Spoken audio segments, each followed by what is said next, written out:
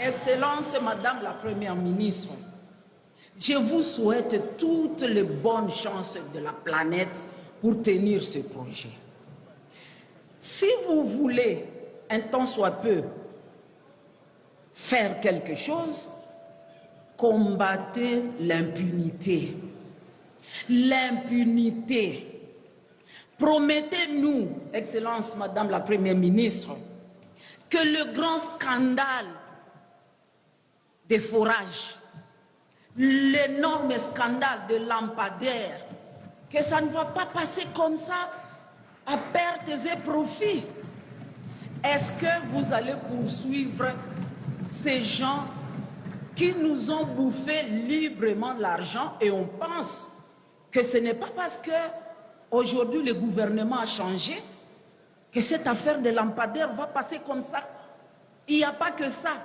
Nous, les députés du Nord Kivu, nous avons toujours dénoncé les magouilles qui sont dans l'armée.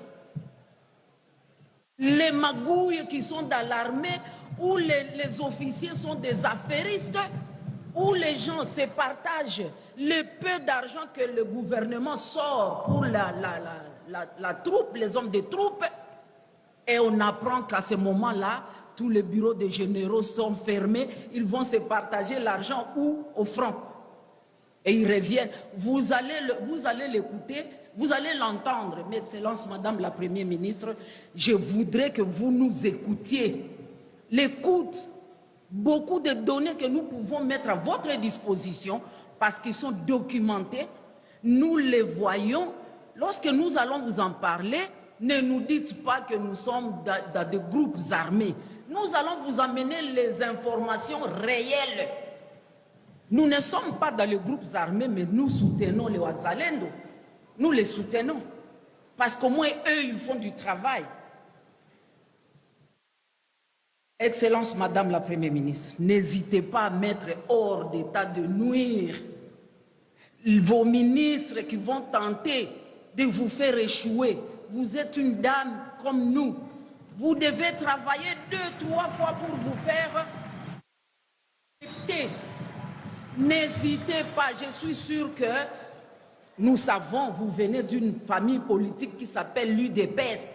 Ne laissez pas ce parti politique-là vous noyer, comme ça a été fait ici. Le Mabunda, l'honorable, écrasé par le système. Et après, les hommes ici nous ont dit, voilà une femme,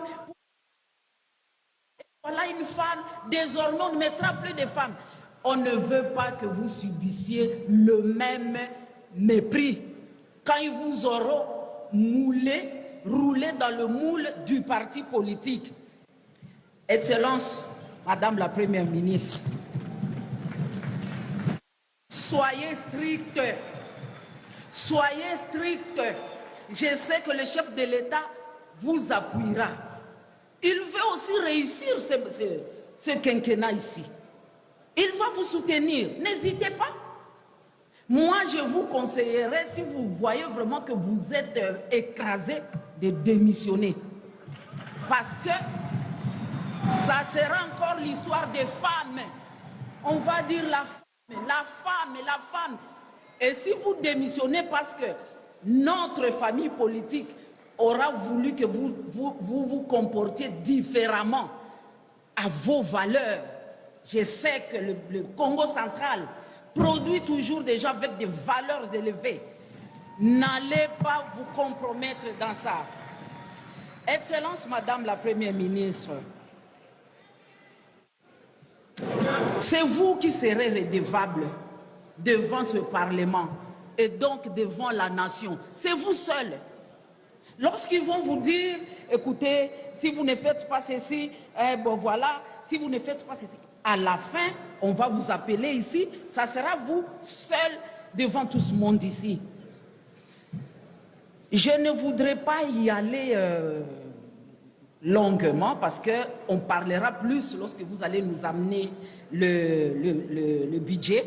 Je voudrais parler d'une chose que nous sommes en train de vivre, mes chers amis. le dédoublement des institutions au niveau de la présidence de la République. Excellence, Madame la Première ministre, vous avez été ministre du Plan, vous avez travaillé, vous le savez comme moi. Moi, je peux le dire ici parce que ça rentre dans mes attributions. Mais vous allez vous taire. Il faut éclaircir ces histoires dès le début. Mettez la ligne à ne pas franchir par la présidence de la République. Vous aurez les lignes de crédit que nous allons vous accorder. C'est vous qui devez utiliser, consommer, enfin, vos ministres, consommer ces lignes de crédit. Mais depuis un certain temps, on dit ministre de la Culture et des Arts, je prends ça comme exemple. Les activités que votre ministre doit faire se font à la présidence de la République. Les crédits sont partis. Quand vous voulez travailler, il n'y a plus rien. Les conseillers principaux se sont finalement mis au-dessus des ministres. Madame la Première ministre, refusez ça. Refusez cela. Sinon, vous n'allez pas tenir votre programme. Vous ne le tiendrez pas. Il faut déjà faire un distinguo entre la présidence. On va leur donner leur crédit. Et le gouvernement, nous allons vous donner vos crédits. Qu'on ne vienne pas picorer tout le temps dans les crédits des ministères au profit de la présidence. À la fin, Excellence, Madame la Première ministre, vous serez ici, on va encore dire, vous avez vu, la femme n'a pas réussi. Vous avez vu, alors que tous vos crédits seront déjà consommés ailleurs. Ça se passe. Si ça ne va pas, nous pouvons vous aider. Nous allons dire, en tant que député femme, nous allons nous mettre debout et voir les champions de la masculinité positive, lui dire, ce n'était quand même pas un piège. Nous avons fait confiance de voir une dame, première ministre. Nous allons lui dire, comme ça il va vous protéger. Il est cool, il vous protégera, je suis sûr. Je voudrais m'arrêter là en vous conseillant d'avoir l'esprit d'écoute et d'ouverture. Il ne faut pas que lorsque nous venons, on dit Madame la Première ministre ne reçoit plus, elle est ici, et nous on ne sait pas vous aider. Vous passez des messages qui peuvent vous amener à réussir votre mandat et à tenir ces gigantesques programmes du gouvernement. Et j'ai dit, je vous remercie, excellent, honorable président de la Merci. République.